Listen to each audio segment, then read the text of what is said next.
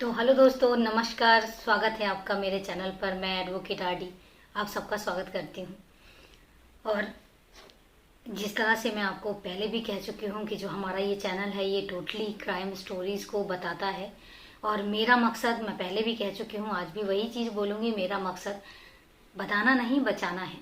मैं चाहती हूँ कि जितने ज़्यादा से ज़्यादा लोग इन कहानियों से या इन वारदातों से जो हो चुकी हैं उनसे जितना ज़्यादा सबक ले सकें, मेरा मकसद सिर्फ यही है। और यही कारण है कि मैंने इस मुहिम को स्टार्ट किया है, ताकि मैं ज़्यादा से ज़्यादा लोगों को सचेत कर सकूं। बहुत ज़रूरी है आज की डेट में, क्योंकि आज की डेट में क्राइम ना, क्या ही कहें कि क्राइम किस जगह पर कैसे हो जाएगा समझ नहीं आता। भरोसा करना भी चाहते हैं, क्योंकि बिना भरोसे की दुनिया नहीं चलती, और भरोसा करें तो किस पर करें, दोनों ही चीज़ें जो है ना ये पैरेलल चलती हैं। तो ये चीज़ बहुत ज़्यादा ज़रूरी है। और वीडियो के लास्ट में मैंने पहले भी आपको बोला था, आज मैं थोड़ा सा कुछ नया करूँगी। आज मैं आपसे एक सवाल पूछूंगी। मुझे सवाल किसी ने पूछा, अच्छा लगा, मैंने भी उसको सर्च किया, क्योंकि सच बताऊं तो उसका जवाब मुझे भी नहीं पता था। फिर मुझे लगा कि ये बहुत नॉलेज का क्वेश्चन है और मुझे आपसे भी पूछना चाहिए। तो वीडियो के लास्ट में आपसे वो सवाल पूछूंगी, बहुत इंटरेस्टिंग है और इकलौता ही एक आंसर है।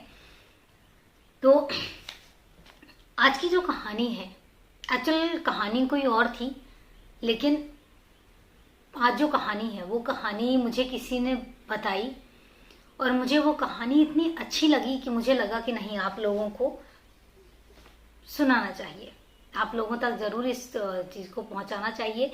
और चूंकि 10 बज चुके हैं तो इस कहानी का समय हमारा शुरू हो चुका है।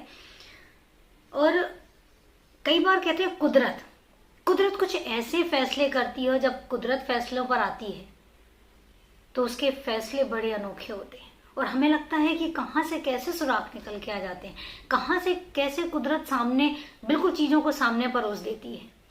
कहते हैं ना, ऊपर वाला जब डिसीजन देने पे आता है ना तो हम इंसान बहुत पीछे हो जाते हैं, क्योंकि कहते हैं जिसने बनाया है, जब वो दंड देने पर आता है तो उसका दंड बहुत निराला होता है।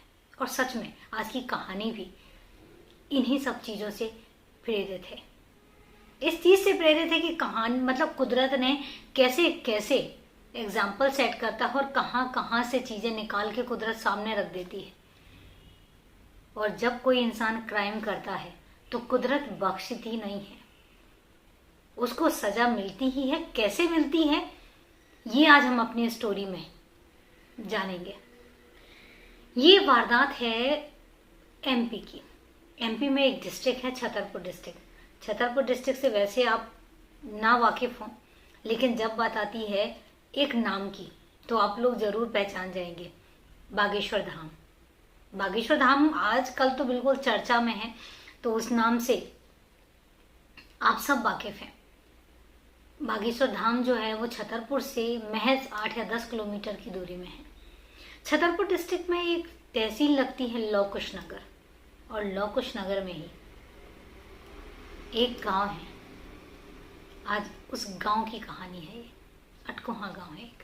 वहां पर एक बहुत ही सिंपल परिवार रहता था, दिहाड़ी मजदूर थे और साथ में थोड़ी बहुत खेती भी थी, उसको भी वो अपना करते थे। ये कहानी है 2004 की।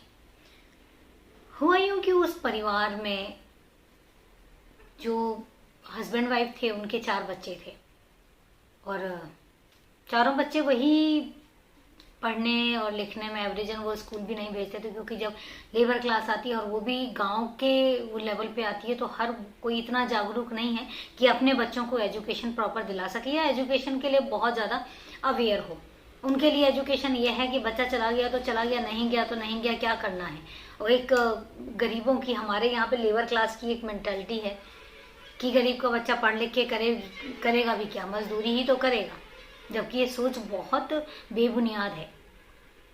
आजकल पढ़ लिख कर कोई कहाँ पहुँच सकता है कोई नहीं जानता, लेकिन हम एजुकेशन के लिए अभी भी, हमारा कंट्री जो है और जो गांव लेवल पे है, आज भी एजुकेशन के लिए इतना अवेयर है ही नहीं, और खासकर लेबर क्लास तो बिल्कुल भी नहीं। और ये एक सच है। उनके भी 4 बच्चे थे, और बच्चे जब बड़े हो गए तो बेटी जब 17-18 साल की हुई तो उन्होंने उसकी शादी का सोचा, उसकी शादी कर दी और शादी पास के ही गांव में जस्ट महज 7-8 किलोमीटर की दूरी में था, वहां पर उसकी शादी कर दी। शादी के बाद 2-3 बार लड़की मायके अपने आती है। उसके बाद जब 2004 में लड़की मायके आती है, कुछ दिन रहती है, महीने 1.5 महीने वो अपने मायके में रहती है। उसके बाद उसका ससुर जो है वो लेने आता है। ससुर लेने आता है तो उसके बाद तैयारियां हो रही होती हैं लड़की की विदाई की। क्योंकि वहां पर एक रिवाज है कि जब कोई लड़की के ससुराल से आता है तो वो सेम डे विदाई नहीं करते हैं, वो पहले 1-2 दिन खातिरदारी करते हैं ससुराल वालों की और उसके बाद फिर विदाई करते हैं। तो सेम यहाँ भी ऐसे होता है कि जब लड़की का ससुर आता है तो लड़की के ससुर की बेटी की इमीडिएट विदाई नहीं की जाती है, आराम से उसको घर पे रोकते हैं 2 दिन, उसके बाद विदाई का दिन आता है। तो अच्छे खासे पकवान बनाए जाते हैं। वहाँ पर एक और रिवाज है कि जब बेटी जाती है तो वहाँ पकवान बना के और डलिया जो होती है, बास्केट जो होती है, उसको डलिया को प्रॉपर सजा के उसके बाद लड़की की विदाई की जाती है। तो पकवान बन रहे होते हैं, तैयारियां हो रही होती हैं। इतने में ही जो लड़की का पति है, चूंकि लड़की का पति शहर में रहता था, वो शहर में दिहाड़ी मजदूरी करता था, अचानक वो आ जाता है। और जब वो आता है तो सब लोग हतप्रभ हो जाते हैं, क्योंकि किसी को एक्सपेक्टेड ही नहीं था, किसी को बिल्कुल अंदेशा नहीं था कि लड़की का हस्बैंड भी उसको लेने पहुंच जाएगा। अब जब वो पहुंचता है तो सब लोग देख के हैरान होते, पर स्वागत तो ऑब्वियसली बात है करना ही था। तो स्वागत की तैयारियों में भी लग जाते हैं कि चलो उसका पति भी आ गया। अब यूं ही बातों बातों में क्या होता है कि जो बाप बेटा, जो ससुर और उसका हस्बैंड आया हुआ था, दोनों में बातचीत होने लग जाती है और बातचीत जो है वो बहस में तब्दील हो जाती है। बहस में तब्दील हो जाती है और इनके बीच में लड़ाई हो जाती है। लड़ाई का जो मैटर था वो किसी को भी नहीं पता था, क्योंकि जब होता है कि यार चलो बाप बेटे बैठे हुए हैं तो आपस में बात कर रहे हैं तो लोग ज्यादा डिस्टर्ब नहीं करते हैं। सेम वहां पर भी हुआ कि उन्होंने क्या किया, बाप बेटों को अकेले छोड़ दिया कि चलो आपस में बात हो रही है। उनकी बात जो है वो इतनी ज्यादा बहस में तब्दील हो जाती है कि उनके बीच में लड़ाई हो जाती है। पर जैसे तैसे लोग लड़ाई को शांत करते हैं। शांत करने के बाद दोनों को अलग थलग करते हैं और उसके बाद बेटे से कहते हैं कि 1 दिन और रुक जाओ, अगले दिन विदाई कर देंगे, आज ही तो आप आए हो। तो वो कहता है कि नहीं, और हमने जाना है और हम जाएंगे। ये बात होती है दोपहर के 11-12 बजे की। तो वो कहते हैं चलो एक काम करते हैं, आप फिर अगर इतना ही जिद कर रहे हो तो एक काम करिएगा, आप शाम को चले जाइएगा, ये तो रहा पास में, ज़्यादा दूर भी नहीं है और आप आराम से चले जाइएगा। तो वो इस बात पर मान जाते हैं और वहाँ पर सब चीज़ें शांत हो जाती हैं। लेकिन उसके बाद ही 2-4 घंटे फिर निकलते हैं और उसके बाद बाप बेटे में जो है वो वापस फिर लड़ाई होने लग जाती है। और लड़ाई इस बार घर के पास नहीं होती है, वो लोग थोड़ा दूर होते हैं और वहां पर लड़ाई होने लग जाती है। लड़ाई इतनी ज्यादा होती है, इतनी ज्यादा होती है कि बहुत ज्यादा, मतलब गाली गलौज पर उतर आते हैं वो एक दूसरे से। और उसके बाद यहाँ पे पता लगता है कि आखिर बात क्या है। बात ये होती है कि ससुर कहता है कि तुम अपनी जो नौकरी कर रहे थे वहां उसको छोड़कर क्यों आ गए। तो वो कारण नहीं बताता, वो कहता बस मेरा मन नहीं लगा क्या। तो इस बात पे जो ऑब्वियसली बात है कि कोई भी फादर होगा वो भड़केगा कि अच्छी खासी नौकरी लगी थी, दिहाड़ी मजदूरी सही, लेकिन वहां पे एक पक्की नौकरी लग चुकी थी और तुम वहां पे काम कर रहे थे, तो वो अपना काम छोड़कर तुम कैसे आ गए। इस बात पे ऑब्वियसली बात है कोई भी फादर होगा वो भड़केगा, क्योंकि हर फादर चाहता है कि उनका बच्चा जो है वो पढ़े, बड़ा हो, आगे कुछ तरक्की करे, चाहे वो किसी भी लेवल पे हो। लेवल डजंट मैटर मेरे हिसाब से। तो इस बात पे जो है बेटा फिर भड़कता है कि तुम्हें क्या करना है और मैं बड़ा हो चुका हूँ। इस तरीके से उनके बीच में आपस में बहस होती है, बहस लड़ाई में तब्दील होती है, लड़ाई गाली गलौज में तब्दील होती है। और उसके बाद वहां पर एक इंसान जो है वो सामान लेके जा रहा होता है मजदूरी का, तो उसमें कुल्हाड़ी भी होती है। लड़का आनन फानन कुल्हाड़ी लेता है और कुल्हाड़ी लेके जो है वो गाली गलौज करने लग जाता है, लोग बचाने लग जाते हैं। लेकिन वहीं पर ये लड़का इतने गुस्से में होता है कि वो सिर्फ डराने के लिए कुल्हाड़ी अपने फादर पर दूर कि एक डिस्टेंस होता है कि डिस्टेंस में चलाऊंगा सिर्फ डराने के लिए, वो कुल्हाड़ी चलाता है और वहीं पर ही अचानक फादर बिल्कुल लड़ाई के मूड में था तो फादर आगे आ जाता है कि मार मार इस तरीके से, और वो कुल्हाड़ी चला देता है और फादर की गर्दन में लगती है और वहीं पर ही इमीडिएट फादर गिर जाता है और गिरते के साथ ही उसकी डेथ हो जाती है। अब जब डेथ हो जाती है तो लोग बिल्कुल मतलब हड़बड़ा जाते हैं, हक्के बक्के रह जाते हैं, चीखें निकल जाती हैं लोगों की। जो लोग वहां खड़े थे, जो लोग बीच बचाव कर रहे थे, जो लोग उनको बचाने की कोशिश कर रहे थे, उनकी चीखें निकल जाती हैं। वहीं पर इमीडिएट कोई होता है जो फोन करता है पुलिस थाने में, क्योंकि उस टाइम पर इतने फोन भी नहीं होते थे, ये 2003 की बात है। तो फटाफट पुलिस वालों को इन्फॉर्म किया जाता है, पुलिस थाने से पुलिस आ जाती है और उसको अरेस्ट करके ले जाती है। क्योंकि बेटा जो है वो भागता नहीं है, वहीं पर ही बैठ जाता है। अभी देखिए घर का मंजर, जहाँ कहीं लड़की की विदाई की बात चल रही है और वहीं पर ही ये मंजर हो गया कि ससुर की उसकी डेथ हो जाती है और बेटा जो है वो कातिल बन जाता है। पुलिस उठाकर लेकर जाती है और लेकर जाने के बाद उसको थाने में पूछताछ करते हैं कि ऐसा क्या हो गया कि तुमने अपने फादर को ही मार दिया। जब इस तरीके से पूछताछ चल रही होती है तो लड़का जो है वो जोर जोर से रोने लग जाता है और रोते रोते कहता है कि साहब ये कुदरत के करिश्मे हैं, मुझे तो पकड़ा जाना ही था।